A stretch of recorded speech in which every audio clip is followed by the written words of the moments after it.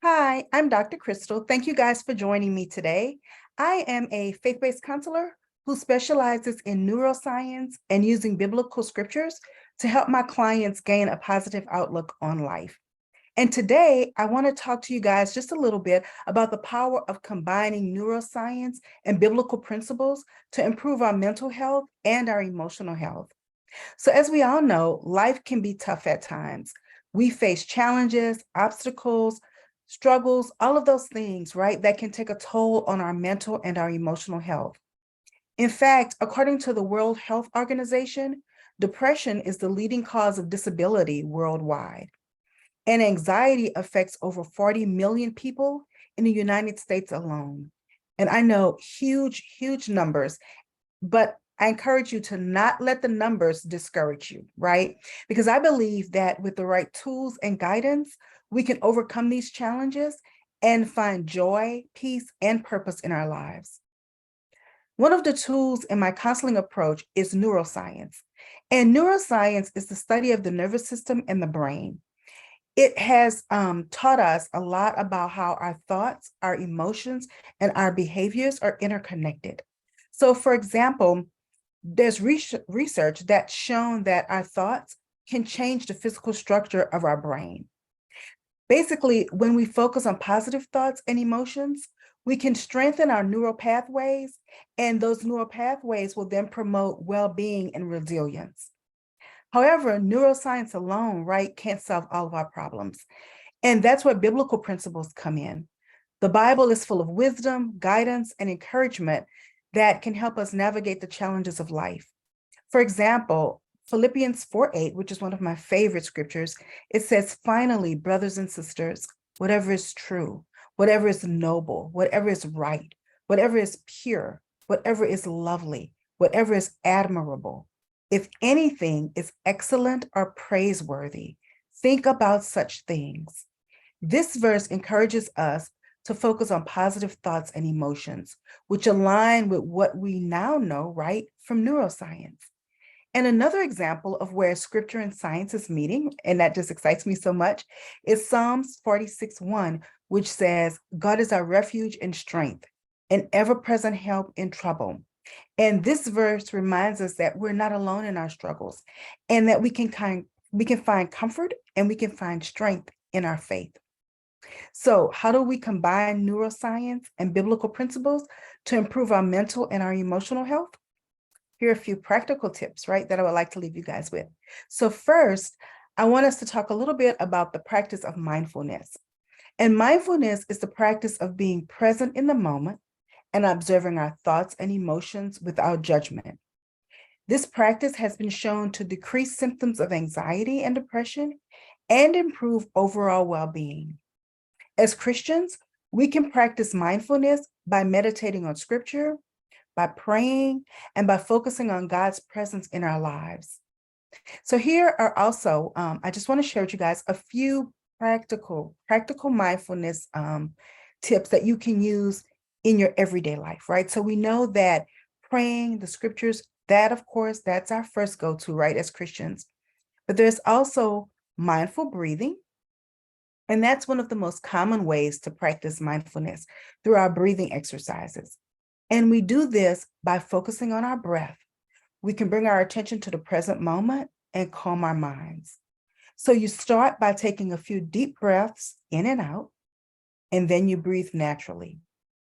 You pay attention to the sensations of the air moving in and out of your body, the rise and the fall of your chest, and the feeling of your breath in your nostrils. Whenever your mind starts to wander, gently bring your attention back to your breathing. So that's how you practice mindful breathing. Another thing that we can do daily is mindful eating. And we're all busy and we often rush through our meals without paying attention to what we're eating or even how it tastes. And mindful eating involves slowing down and savoring each bite. It's paying attention to the colors, the smells, the texture, and the flavor of our food. So we would take a deep breath before we start eating, right?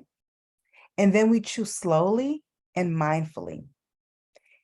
Put down your fork or spoon in between bites. Pause savor the taste of your food. And then you notice how your body feels as you eat. And then you stop when you feel satisfied. So that's mindful eating. Then there's mindful movement.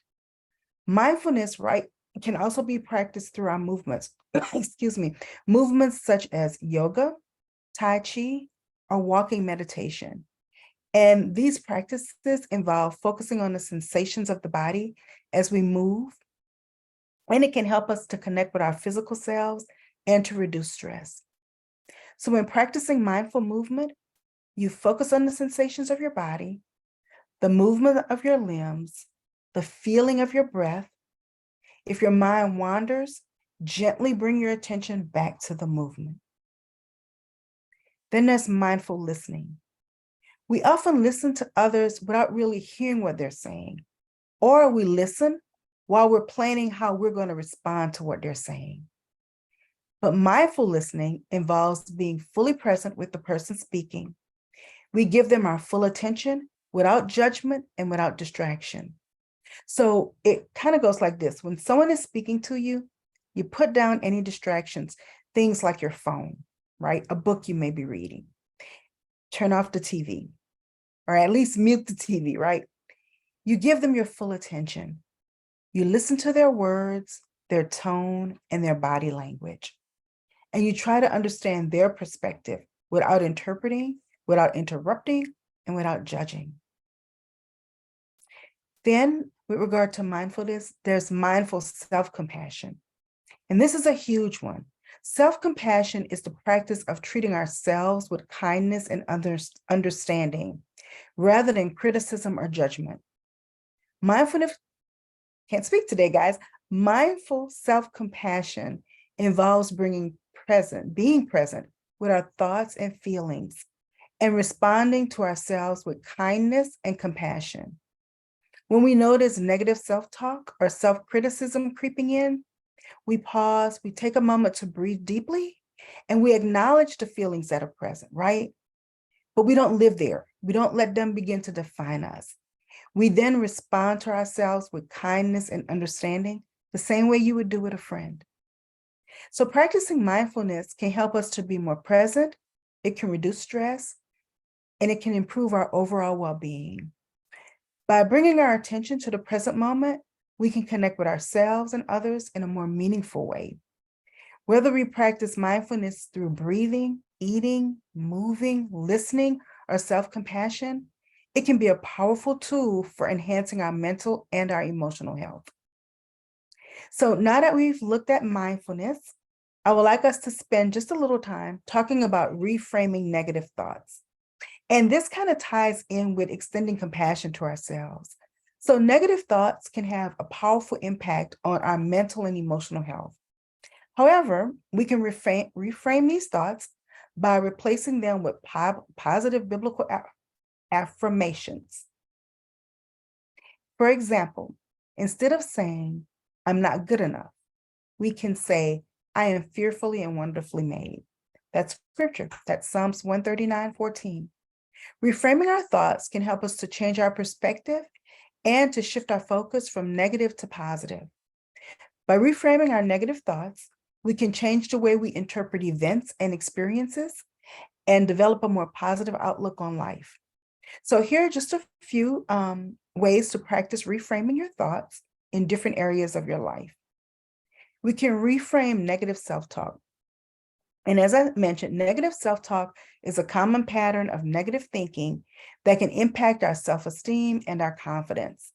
To reframe negative self-talk, we can start by noticing when we're being self-critical or judgmental. So that's being present, right? And then we challenge those negative thoughts. So as an example, if we find ourselves thinking, "I'm not good enough," we can reframe that thought to, "I'm doing the best that I can," or "I'm improving every day." So that's reframing the negative self-talk. Then there's reframing negative experiences. Negative experiences, such as a setback or a failure, can often lead to feelings of disappointment or frustration. So to reframe negative experiences, we can focus on the lessons we can learn from them. because, right, everything, there's a lesson in everything, good things, bad things. There's always something we can take away from the experience. And that can help us to grow, and it can also help us to improve.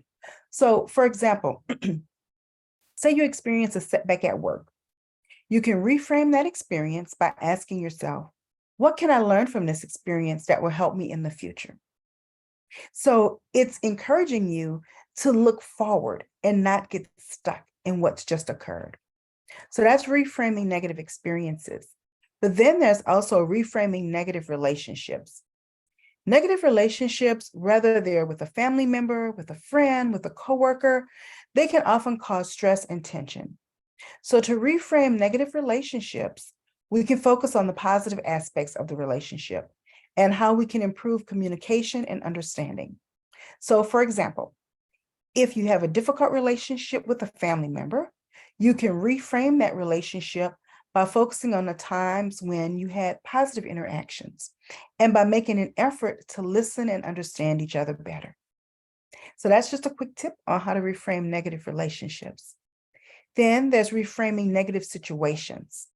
Negative situations, such as a challenging project or a difficult conversation, can also cause stress and anxiety. And to reframe negative situations, you can focus on the opportunities that they provide for growth and learning. Because remember, right, everything is a learning process. So for example, if we're faced with a challenging project, right, we can reframe that situation by saying it's an opportunity to develop a new skill or to develop new knowledge. So that's reframing our negative situations. Then there's reframing negative emotions. Negative emotions such as anger, sadness, they can be overwhelming and they can be difficult to manage. To reframe negative emotions, we can focus on the positive aspects of those emotions and how they can help us to understand ourselves better. So for example, say you're feeling angry. You can reframe that emotion by recognizing that it's a natural response to a situation that you care about, and by using that anger to fuel positive action or change. So reframing our negative thoughts is a powerful tool. It can help us to change our perspective and develop a more positive outlook on life. By challenging negative self-talk, focusing on the positive aspects of negative experiences and relationships, seeing negative situations as opportunities for growth, and recognizing the value of negative emotions, we can develop a more resilient mindset and improve our overall well-being. Finally, having looked at mindfulness and reframing negative thoughts, I would like to talk about the importance of seeking support from a faith-based counselor or a community of believers. So we know that we're not meant to go through life alone, right? It's all about community. It's all about being a part of relationships, good, solid relationships. And sometimes we need the guidance and support of others to help us navigate our challenges. Seeking help from a faith-based counselor or a community of believers can be an important aspect of managing our mental health. And here are a few ways that I would like to leave you with that you can do this. Well, a few reasons why. So first, there's shared values and beliefs. A faith-based counselor or a community of believers can offer support and guidance that align with your values and with your beliefs. This can be particularly helpful for those of you who prioritize your faith as a source of comfort and strength. Then there's the holistic approach. Faith-based counselors often take a holistic approach to mental health that considers the spiritual, the emotional, and the physical aspects of our lives.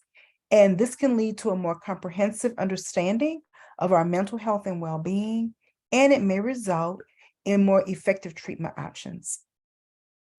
Third, there's confidentiality. Faith-based counselors are bound by the same ethical and legal requirements as other mental health professionals when it comes to maintaining confidentiality. However, many people may feel more comfortable sharing personal information with a counselor who shares their faith, which can lead to a greater sense of trust and understanding. Then there's the community of support. Faith-based communities can offer a sense of belonging and support that can be particularly helpful for individuals struggling with mental health issues.